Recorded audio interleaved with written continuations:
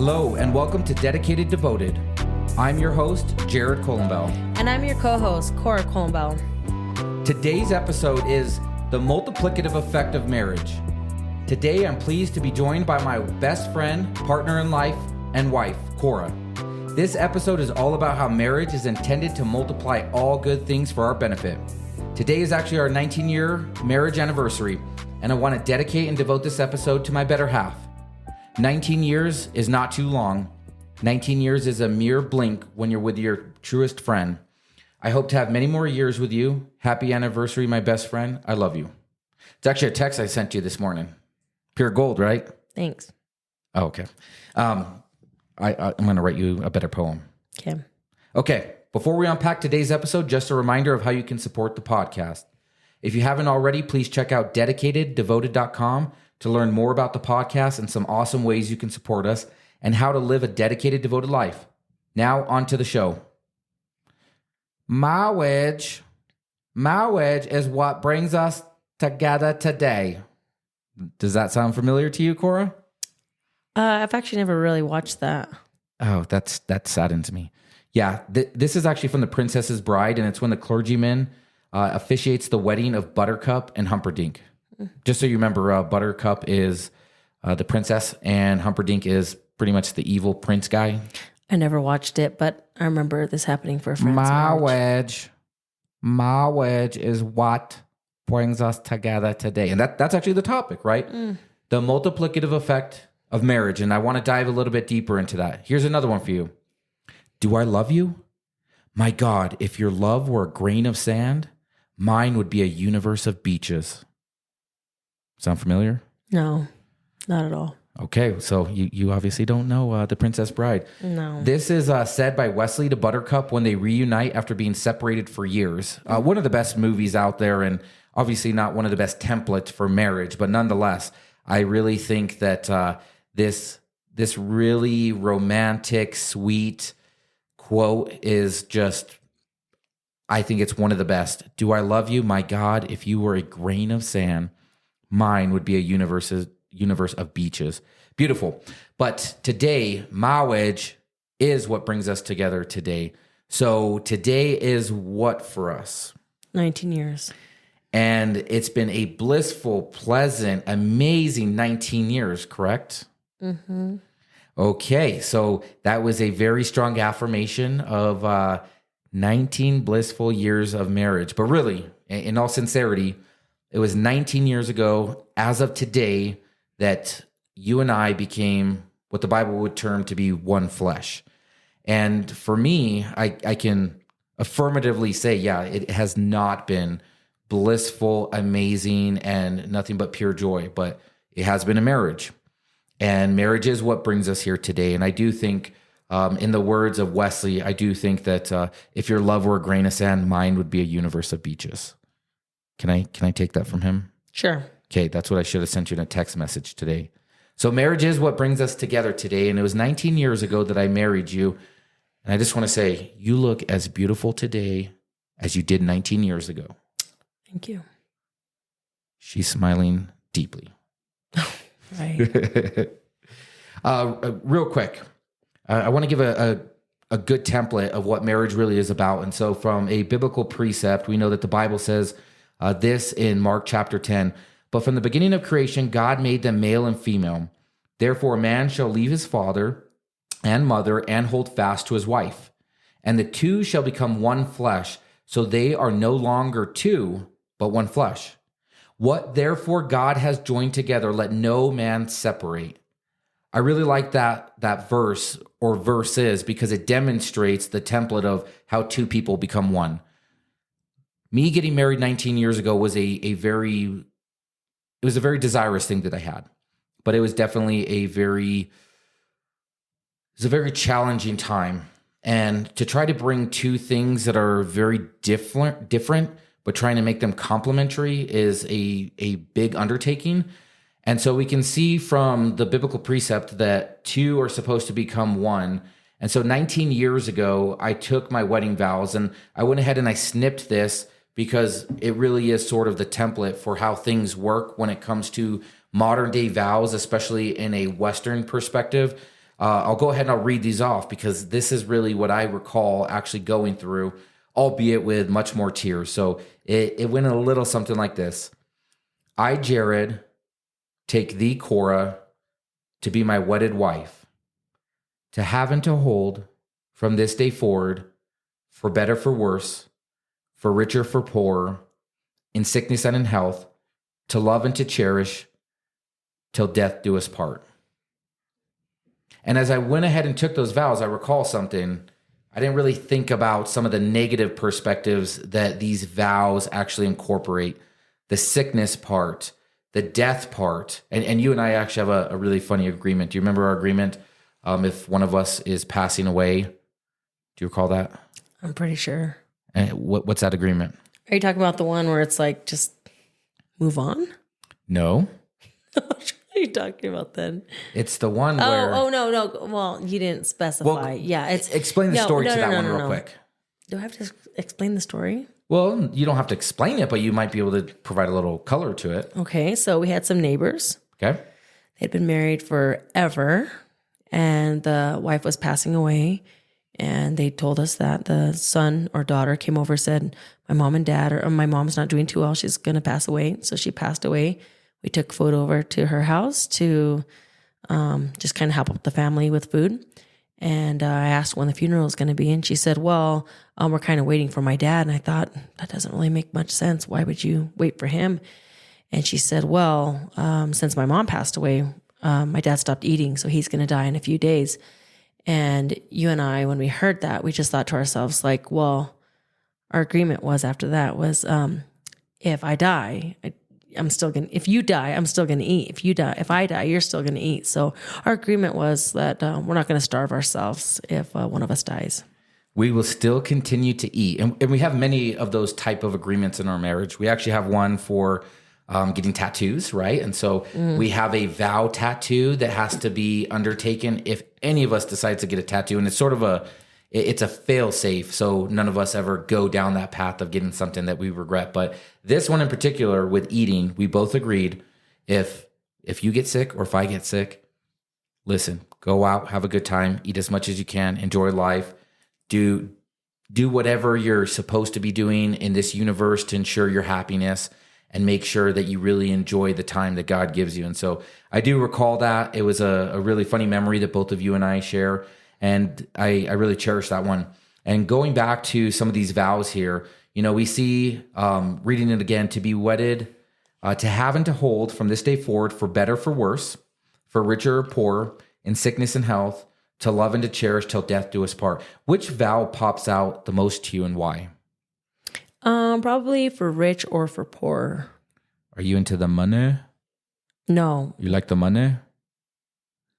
It helps. It helps. Okay. It helps. Money is a tool. I agree.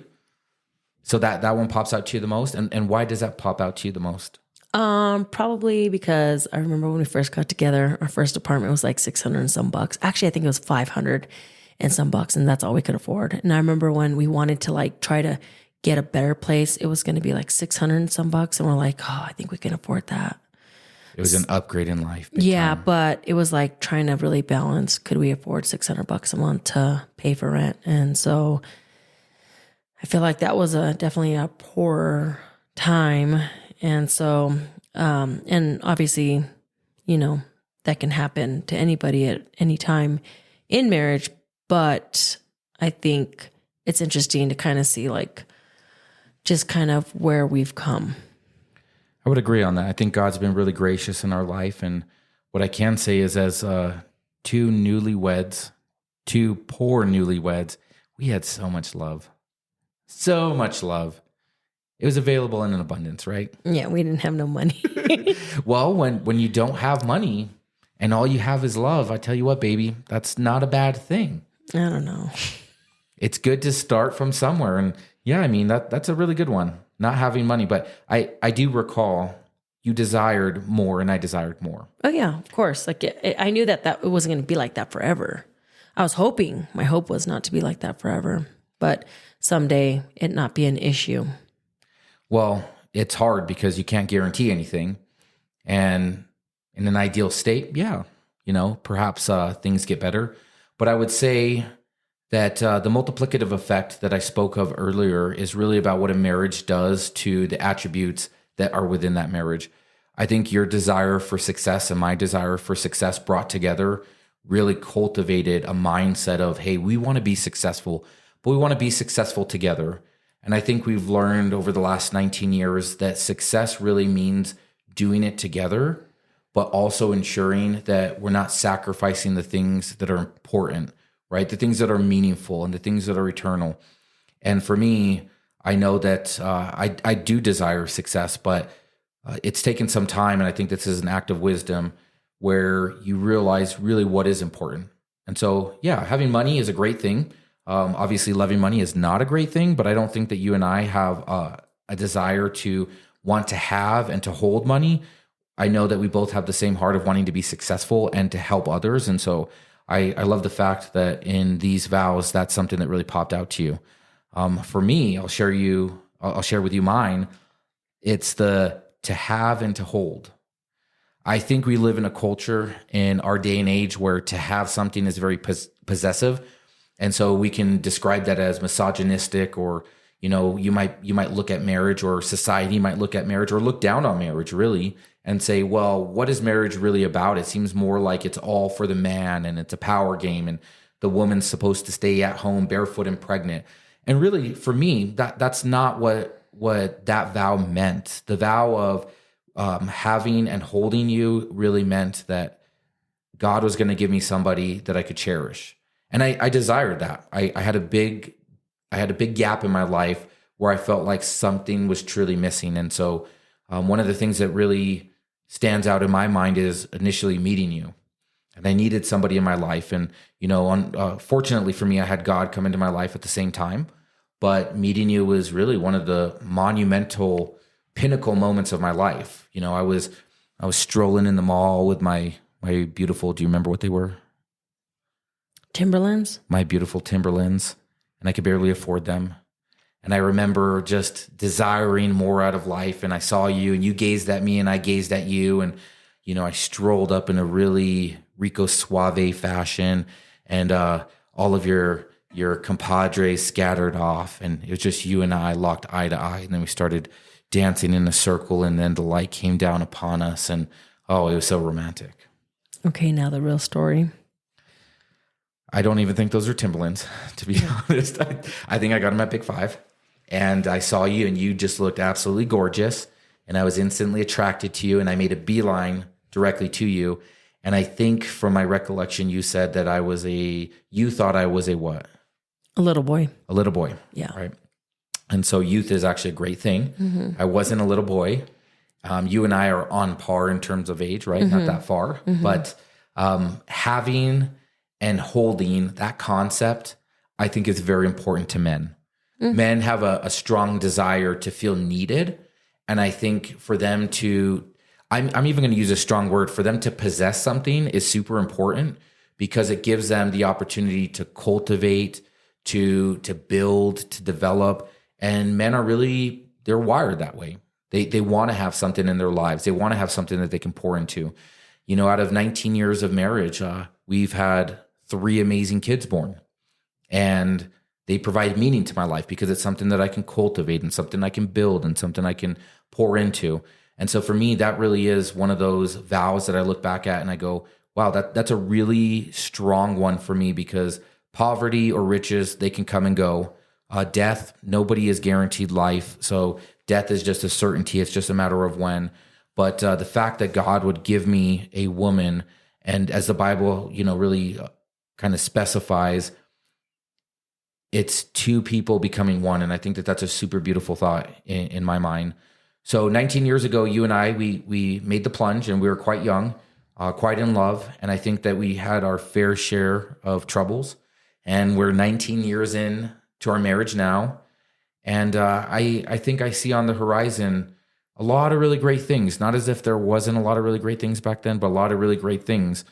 Out of our marriage, quick question, what does marriage multiply? So in our marriage, what do you think marriage multiplies? You know, things such as happiness, wealth, health, love, life longevity. What's your thoughts on that? What do you mean exactly by multiply? So I think you and I, when we do things together, it's greater than if I were to do something on my own. I do think that I could have made money if I went out on my own. I look back at my former years, but I think my success in terms of education and money, and by the way, I'm not touting that I have a lot of money. I'm saying that what I've been given by the Lord, I think, has been amplified. That's probably the best word. You and I putting our energy and synergy together has yielded way greater results that you can ever imagine. So I believe that marriage does multiply the attributes that are naturally existing within a marriage. And I think that there are things that you and I can look back at, such as wealth. Wealth is a great example. When it comes to parenting with kids, we know that it's a much harder, and this is me as a kid who grew up in a single family household, it's much harder as a single parent to parent. So you have a multiplicative effect when it comes to parenting your kids. So what does marriage really multiply, in your opinion? Or does it multiply anything? Or is marriage just simply this archaic institution? Well, I think it's different for everybody. I don't think it's the same for everyone, but I would have to say for me, in a lot of ways, it's multiplied happiness, but I don't think that's true for everybody. Oh, that's a really great one. I'm thinking in terms of ratios. Would you say that there's more happiness than there is disappointment or sadness? With marriage? Yeah. For most people? For you and I. Oh, yeah, definitely more happiness. I think it's like everything in life. Like, I think that we tend to focus on the negative, and the negative is just a small percentage of what happens in life. I think a lot of great things happen to us daily, but a lot of times we decide to focus on the negative stuff, and that just brings down the whole day, makes everything seem terrible. But I think marriage is the same way. You have small little things that happen throughout your marriage, and it makes things seem just terrible or not worth it. But in the long run, you don't really think about all the good things that happen too. And I think those equal way more than a lot of the little negative stuff do. But we don't tend to focus on the positive stuff. And that's not just with marriage, that's with everything in life, So yeah, that's really interesting because I think in our Western culture right now, we really equate pleasure to happiness. Mm-hmm. And happiness really is more a state of enduring action. And I think the institution of marriage really demonstrates that you got to work for those things. Like happiness is not an end result. It's really sort of like, I want to say it's a verb. It's something that we're actively doing. And I think in our culture, there's a lot of younger individuals with the up and coming generations that think, no, happiness really does come from pleasure. And they're definitely two different things. And I would agree with you. I think that throughout our marriage, there's been multiple trials. There's been multiple things that you and I have gone through. But enduring and persevering and pushing through those things, I really do think has reinforced our love for one another, and our ability to succeed together has made me a lot more resilient, and it gives me a lot of strength, and it gives me a lot of targeted objectives to try to work through. And so for me, I do focus on the negative, right? I'm naturally not a positive person. I'm not an optimist. I'm a pessimist by nature, which is okay. It's just the way that I've been designed. And so looking at this, I do think that when I reflect on the past, I see a lot of things that are negative, but there's been so much beauty that has come through those things. We've had a lot of circumstances that you and I have both been through personally. And the beauty to that is persevering through them together has definitely multiplied the outcome. And when I say multiplied the outcome, I mean really more than tenfold. I look at all the various times that we've had to move and the jobs that I've been in. And I throughout our marriage, I've had a few here and there, but I look at it and I go, yeah, some of those were really trying times, but the outcome has definitely been a lot more winsome than I could ever imagine. So I got another question for you. This is probably more of a contentious one, especially in our day and age. Who do you think marriage is for, and who do you think it's not for? If I had to say who it's not for, I would say it's not for people who don't want to be married.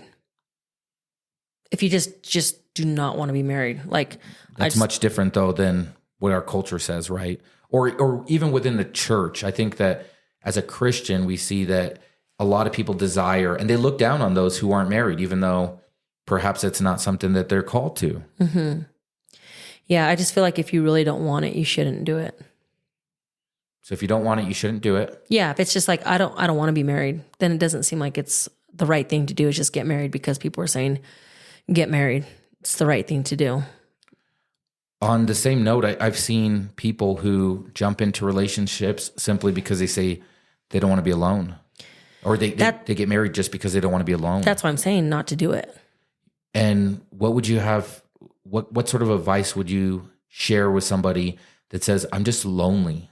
And the person that I'm with is not even compatible, but I'm just lonely and I want to be married, so I'm not lonely. I think that's okay, but I think the person that you're going to get married to has to know that too. Maybe they feel the same way. Maybe it's just about being together, but not necessarily your standard marriage, if that makes sense. I mean, you're still doing all the paperwork and all that stuff to be legal, but I think that there has to be a mutual agreement that's like, I don't want to be lonely. You don't want to be lonely. Let's do this. But if it's like, I don't want to be lonely, so I'm just going to marry anybody, and that person thinks you truly just want to be with them, I don't think that that's acceptable. I think it should be very mutual between both of you but really, I don't think you need to be married even if you feel lonely. Like, I think you could easily have someone that you're with constantly and not even add marriage. I don't see most people who say that they don't want to be lonely think that they have to be married to not feel that way. Because I think you could easily have someone that you enjoy and spend time with and not be married. You know, it never ceases to amaze me how we're designed as social creatures and people just want to be in the company of other people. There's obviously more benefits in a marriage than just company. Mm-hmm. And I definitely agree with you that there's a sense of belonging. You go back to the vows of mm-hmm. wanting and holding and having. And I think that there are some people who they're desirous of a marriage because they want to have the physical connection, right? And obviously sex is a huge part of marriage, and that's governed by the institution of marriage. And God says that it's good, right? Procreation and recreation, these are things that are just fine. You also have things like having partnership and companionship. And I think you're speaking to a couple different audiences here, which is really interesting. When I think of who marriage is for and who marriage is not for, I reflect back on you and I getting married. And mm-hmm. I think that I really just wanted to have somebody to hold and to be there and to love and to care for. And like my desires as a man was to be able to go out and to fend and to fight and to do and to care for. And so I look at that and I go, you know, that was my perspective. And obviously there's the physical companionship that the Bible makes very clear is perfectly acceptable. And that's part of the institution of marriage. And so you have your younger individuals who marriage is a very perfectly acceptable outcome for those who, as the Apostle Paul puts it, they should not be burning in the flesh, right? If you want to have a physical, intimate, sexual connection with another human, the Bible says you can do that as much as you want within the confines of marriage. One man, one woman. And so I think that that's one audience that you're definitely speaking to.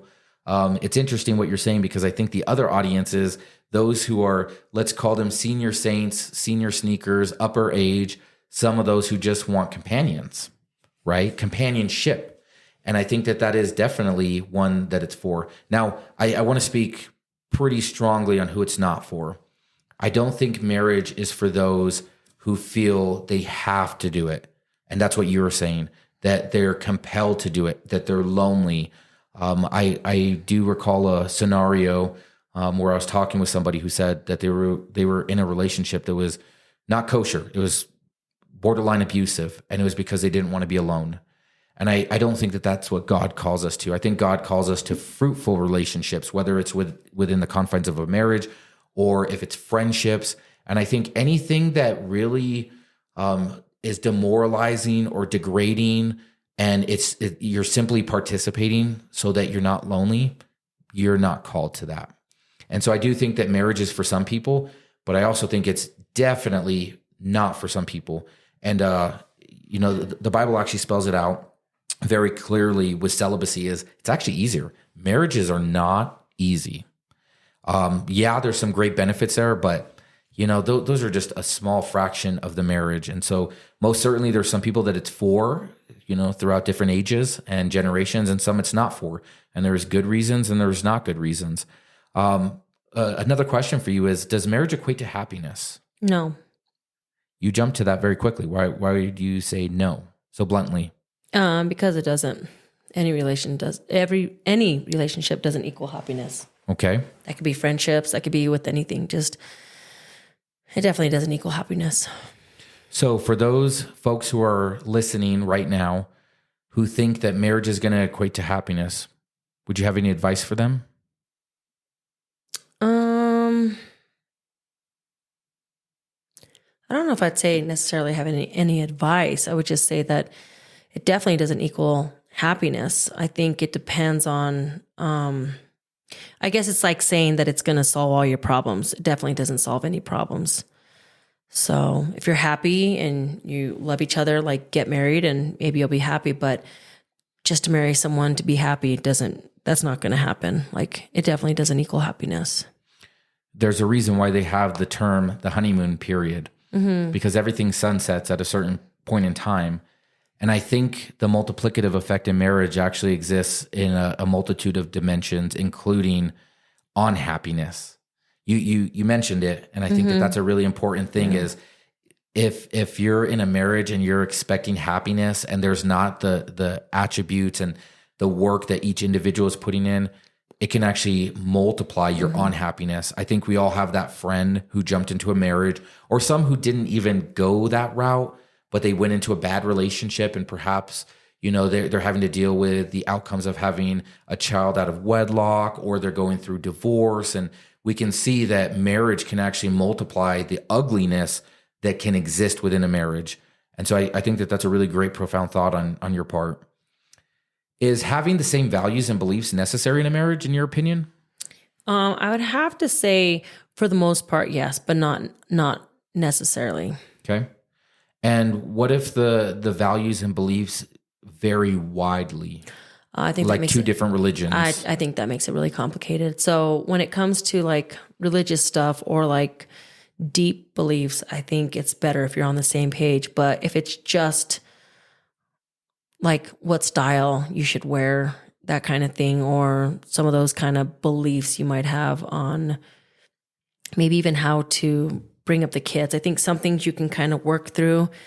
You don't have to always be on the same page with everything in life. But I think when it comes to some of that really deep stuff like religion, it's a lot easier if you believe the same. I think you could still, your marriage could still make it if you don't believe the same. But I've just seen that a lot of times in marriages, they don't work out very well, or they don't talk about it. So a lot of times, the wife might believe different than the husband. And it's like, he goes and does his thing and I go and do my thing. And that's just how they live their lives, is just doing things separately. And that's the way that they're not going to fight throughout marriages. You do your thing and I'll do my thing.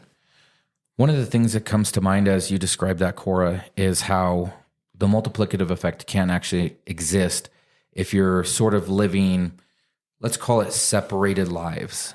Your belief system, it works. Your marriage works because you're willing to separate and differentiate your beliefs from your spouse's. And so it works. But I think that you're losing the opportunity to make that union of marriage stronger and a bigger multiplier. I think that that's where in our culture, we think that these differences can jive together. They can exist together, but it actually complicates it and it makes it much, much worse. There's that biblical idea of being unequally yoked. And so you're not neck and neck with your spouse in terms of understanding where you're going, what you believe, how you're going to work. And I think in our marriage, we've seen a lot of this where we are sometimes on different pages. Oh, totally. And sometimes we think we're on the exact same page, and then it's like, whoa, we're on completely different pages. Now, I would call those probably in terms of our marriage, those are going to be more surface level issues. I think the deep belief systems you and I, we agree on, and there's some surface level issues that we don't, but we're willing to talk through it and work through things, and that's really healthy. Now, having the same values and beliefs, in my opinion, I agree with you. It does make it a lot easier if you're on the same page. And I actually have a few friends who are near and dear to me, and I do see the differences in how each parent operates. And, without getting into deep examples, I have a very close friend who I feel for very deeply because this individual has a great heart, and every act that he undertakes seems to be for the betterment of others, but the spouse is quite opposite. And so I do think that this is a necessity. And I'm not even saying from a Christian perspective, like, Christian has to marry Christian. I mean, from any deep religious belief system or any deep belief system, we'll call it a worldview, I think that they do need to be on par and in connection with one another, or you really do lose that multiplicative effect. Now, what is your greatest moment in your marriage? And what's your lowest? And I know that that's a really loaded and hard question, but does anything come to mind with your greatest moment and then your lowest? Greatest moment, probably having kids. Anyone in particular? Can't say that, huh? No, I actually can, because I remember them all being really great, but I have to say, I think this question might actually, the answer might be both, because the greatest moment was probably, or I should say having a kid was probably Parker, because it was probably one of the greatest moments, but also probably maybe one of my lowest moments too. And can you describe why it was one of your greatest, and in the same side of the coin, it was also one of your lowest? Well, I think the greatest was like just knowing I was going to have a son. I thought that was exciting because I always saw myself just having like 3 girls, because I always thought I was going to have 3 kids. And I did, obviously. But I knew he was going to be my last kid. So the fact that it was a boy was really exciting. And the lowest was probably the uncertainty of his condition. So the fact that he was born without his left hand and not knowing that the whole pregnancy was, the pregnancy was fine, so I felt great. But for his birth, him coming out and missing a whole hand was very, very sad. So for me, it was like devastating. It was like one of the worst things I think that I felt could have happened to me. It at least felt like that at the moment. Like, yeah.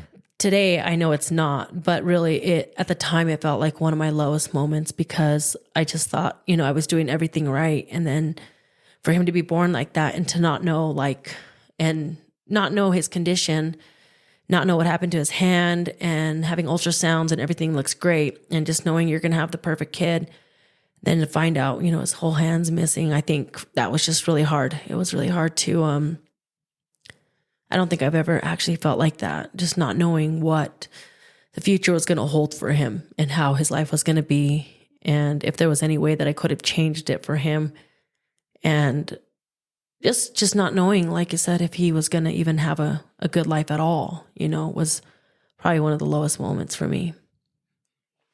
And I do remember that vividly as well. And I go back to the vow of for better and for worse. Mm-hmm. And I'm a traditional fixer. I fix things. I break a lot of things, which is why I fix things. But I'm a traditional fixer. And I remember Parker's, we call it his special hand, but Parker has he's defined as a congenital amputee, I believe. Mm-hmm. Congenital transverse deficiency is the official term that he was born with, which means he is missing a limb, and that was his hand. And so although we did all the right things and we saw all the right doctors initially, it turns out that it was just kind of not seen. And so Parker's birth was a huge surprise to you and I. And I do think that you and I were in that for worse arena.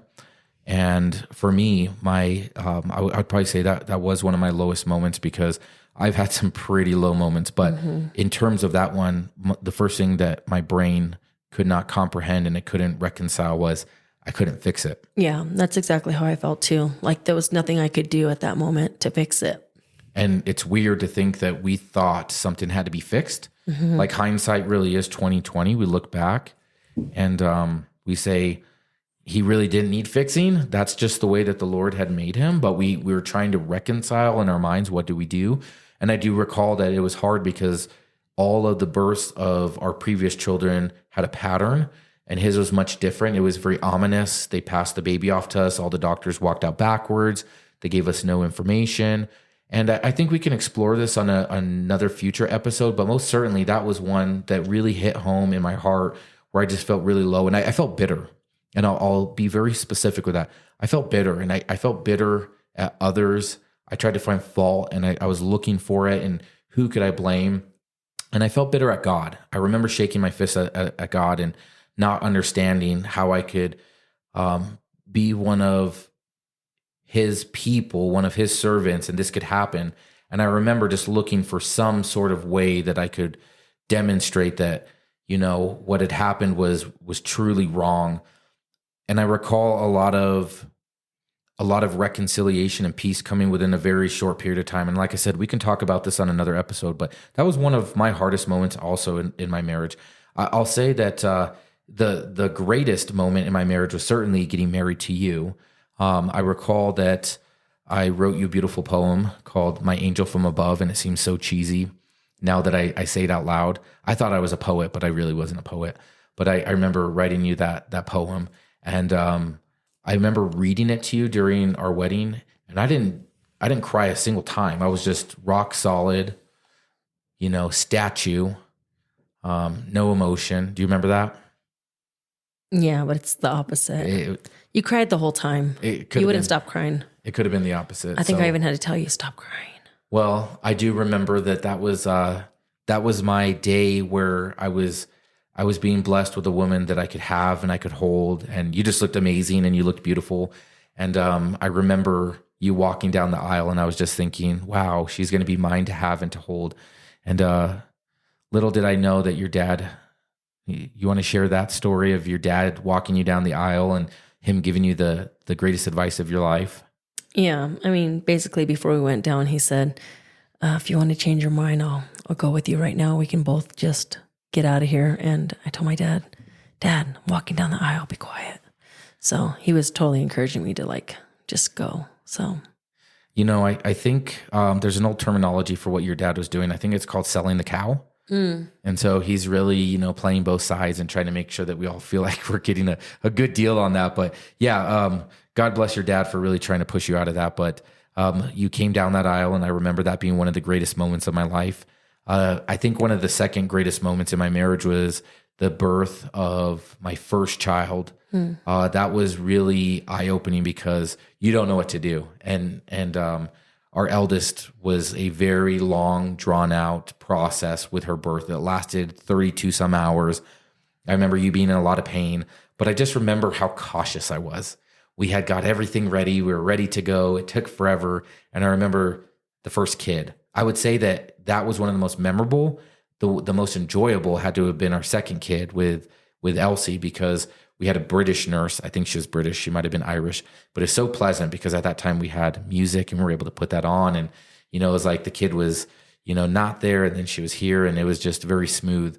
But memorable most certainly was my first one. I remember bringing you up to the Sandia Peak Mountains, and you were not happy. You were very pregnant. I was videotaping. I was excited because I had my first camera, and you were just very upset. But Charlize was in there, so it was definitely one of my greatest moments as well. So I have many that I could expand on.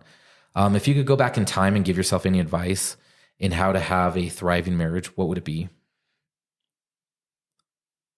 Can I go first on this one? Yeah, you go first. You have something to say. Unfortunately, this is advice that I've received from my in-laws: to be patient. It's almost as if we think everything is going to matter, and there's so many things that don't matter.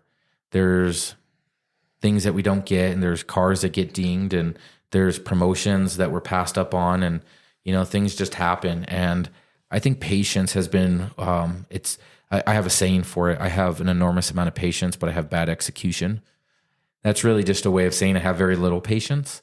And I think, and I still work on that, but I think within the confines of our marriage, it's something that I really have tried to work on. And I know I'm not perfect.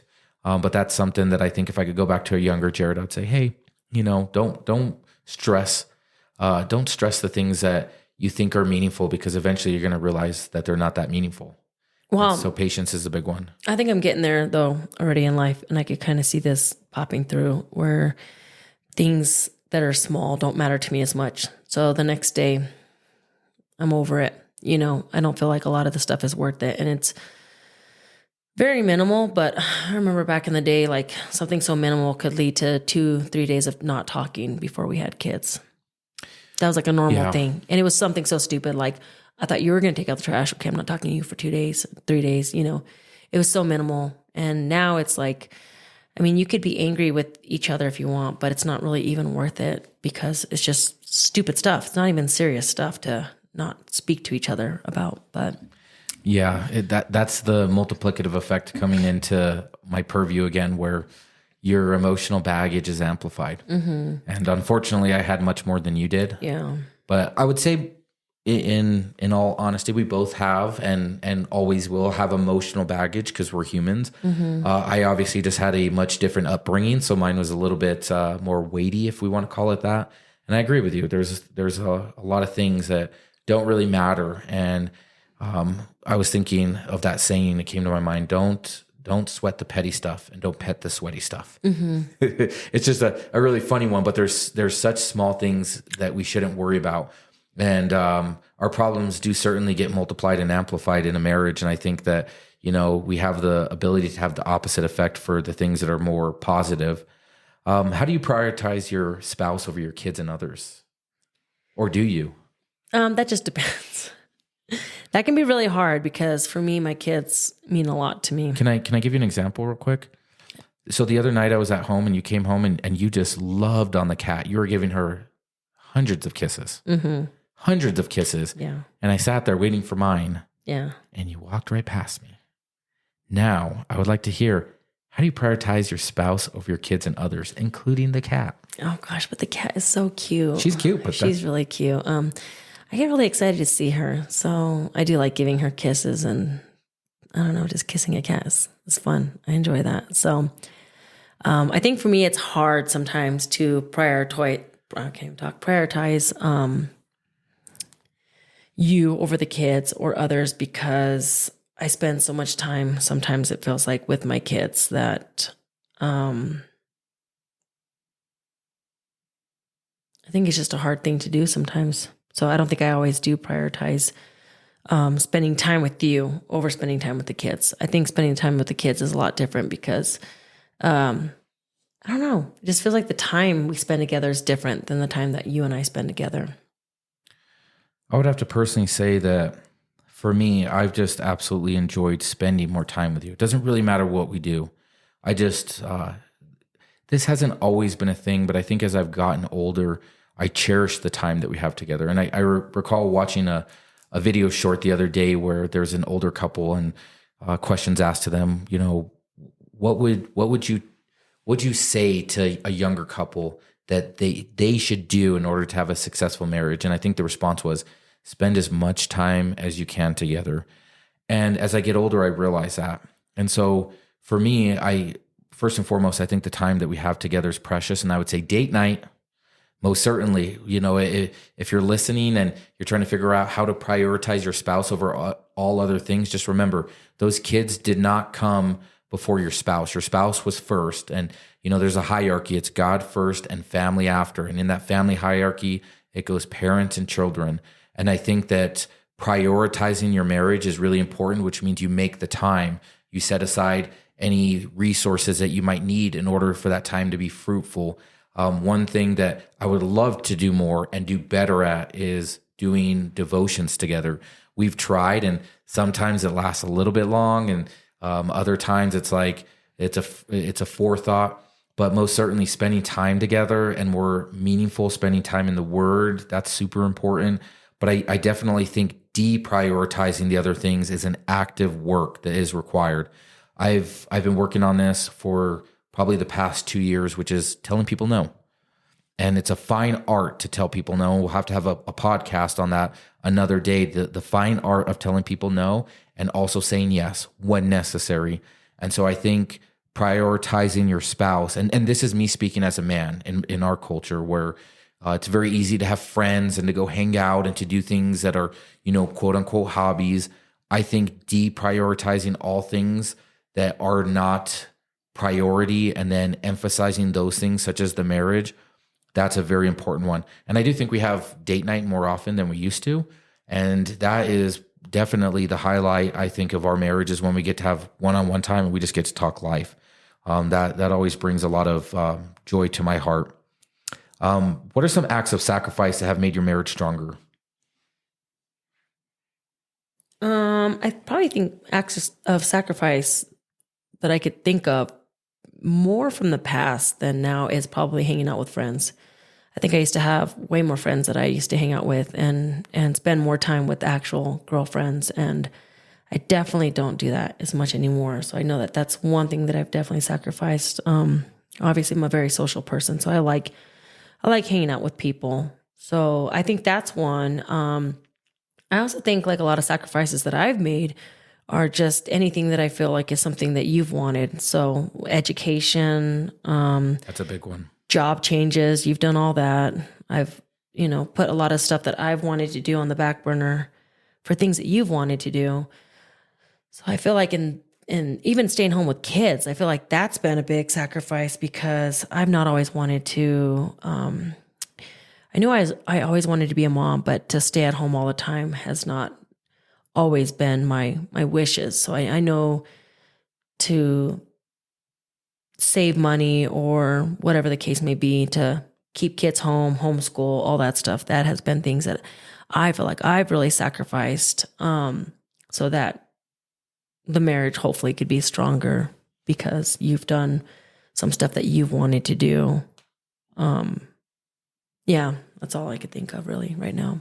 Well, first and foremost, I just want to say thank you for really enabling my success. I think that my education and I was a very uneducated individual and I was able to go to college, what I would call later in life, but a lot of what you did enabled me to do that. And I want to say thank you for that. I believe that, as we talked about the multiplicative effect, that really was kind of I'm going to call myself a dumb kid, a dumb kid being enabled by his very strong spouse, pushing and cheering and encouraging, going through my educational path from my associates to my bachelor's to my master's was very hard. And I remember it being very draining and being very lonely and you coming in going, no, you can do it, babe. Like, keep going, keep going. And I remember the feeling of getting the first degree and then you being by my side and you're like, yeah, we can do it. And you were just an absolute cheerleader in that. And I look back and I go, I definitely was not on the trajectory of getting any education, of having a professional career, or even having knowledge. And I think that your sacrifice really did enable that. And I want to say thank you. I think that that's been a huge demonstration of what marriage can really do when you take two people who have common goals and maybe not even the knowledge or the resources, but you cobble together what you have and you push in the direction that you want to go. And that was definitely one that I think was enabled by you. And I definitely empathize with you wanting to be with your friends and sacrificing time. I think that was probably more in the lens of, as a man, I always looked at your time being taken away from me as a detractor, and I never kind of understood that fine balance. And so it was really one of those things that I looked down on. And I think now you're definitely cultivating a really healthy balance. And I've learned more as a mature man, like these are good relationships for my wife to be able to engage in because these are meaningful to her and she's a social person. Mm-hmm. And so it took time. I looked at everything as a detraction from what could be mine to now, well, she's doing what's making her happy and that makes me happy. And so I think that that's a very great demonstration of acts of service and sacrifice. So thank you for that. What are some of the ways that you show dedication and devotion to your spouse? Maybe it could be making a full breakfast in the morning and my pants are ironed and put out. I'm just kidding. Yeah, do that.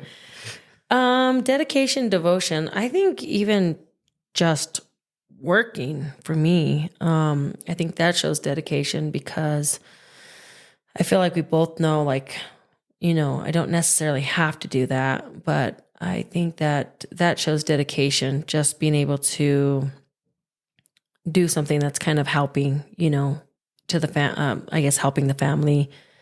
I think that's one way that I'm showing dedication, because I'm capable of doing that, and devotion. I think just being here, I'm here a lot. So it's really rare that when you get off of work, I'm gone doing something else. I'm out at the gym. I'm out with my friends. I'm out, just doing whatever I want to do. Like I'm always pretty much here. So I'm always available, even if we don't always hang out in that time. But to me, that shows a lot of devotion because again, like I am a social person. So I do like being out. I do like doing things. I like talking to people. I think just taking care of our kids, making sure they're at school, making sure they have food, making sure the whole family has food because I do most of the grocery shopping. I think that's a good way to show that I'm dedicated to you and to my whole family. I think that I would 100% agree. And I appreciate you having you by my side. And, I'm certainly blessed that we're able to do life together. And I do think that those are great demonstrations of dedication and devotion. And, for me, it's kind of just wired in me to just work real hard and try to be as successful as possible. Mm. And that doesn't always amount to success, but I think that working the way that I do and knowing that it's meaningful and that it enables us to be able to do the things that we want and live the life that we want is really important. I would have to say too, I'm a very firm believer in how we spend our time together. It really demonstrates our dedication and devotion to one another. Apparently the other night when our daughter's friend came over, we were eating dinner together because we were heading out to a baseball game and she thought we were quite dysfunctional. And so she had to explain to her, no, we eat dinner together every night, which is sort of an anomaly for an American family. And I think that the dedication and devotion that we have is we spend time together as a family. Mm-hmm. We do have the ability, to pray together. And we also, we go to worship God on Sunday together. And I think that our ability to love one another and to devote time to one another is really through different acts of service. I know that we both have different ways of showing love to each other. And mine doesn't always directly equate to what yours is, but I definitely think that we're learning that. It's a continual cycle of learning what your spouse is. And, I do really want to thank you for your dedication and devotion. It's just been an amazing 19 years, and I'm glad that we're able to do this podcast today. And I think that it really gives some insight into our marriage and the multiplicative effect of marriage. I want to end on this note. I want to know, is there a greatest memory that you have of our marriage ceremony 19 years ago?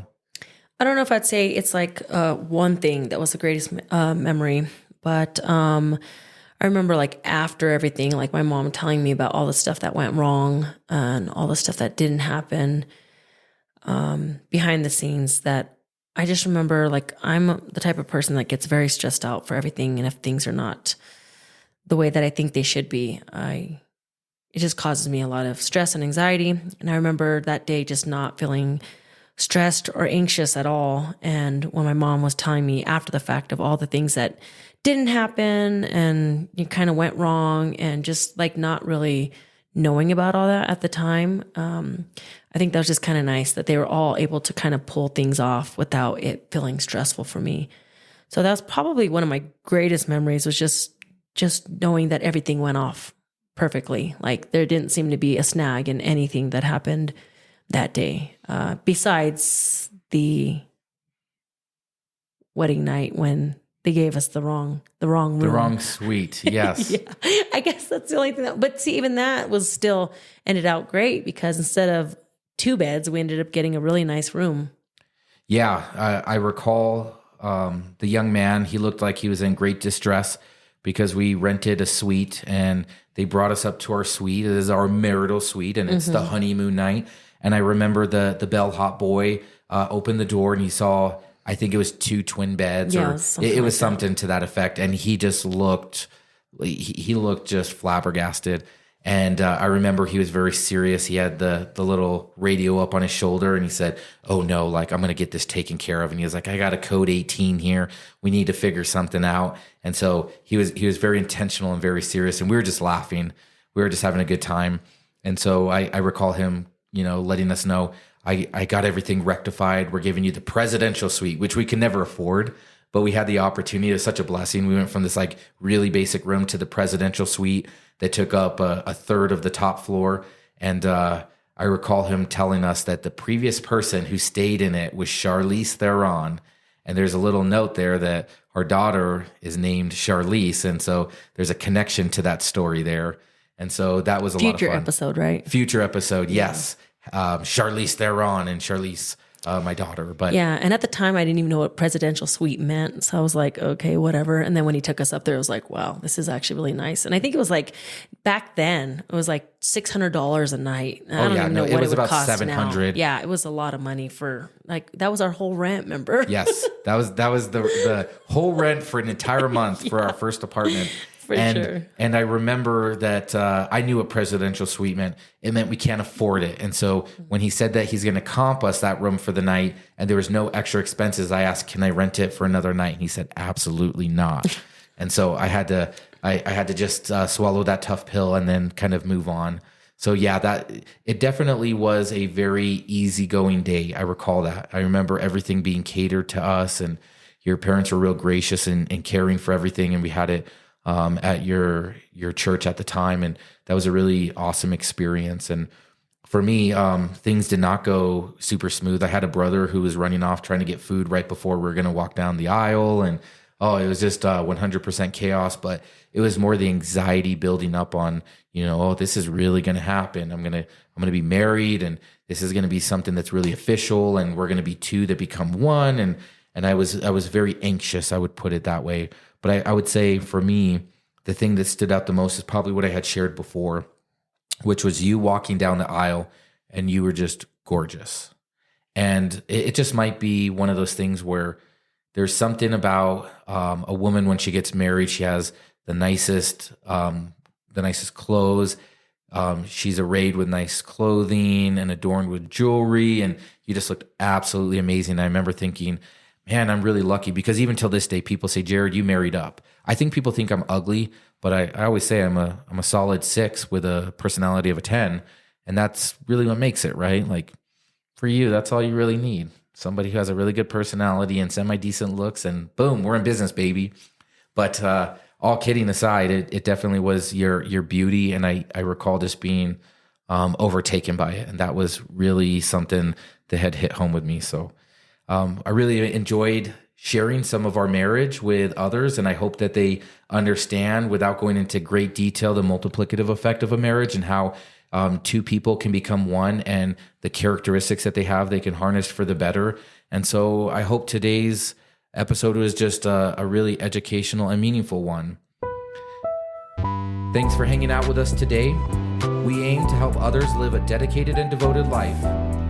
If you want to come alongside us in partnership, please check out dedicateddevoted.com and make sure to subscribe.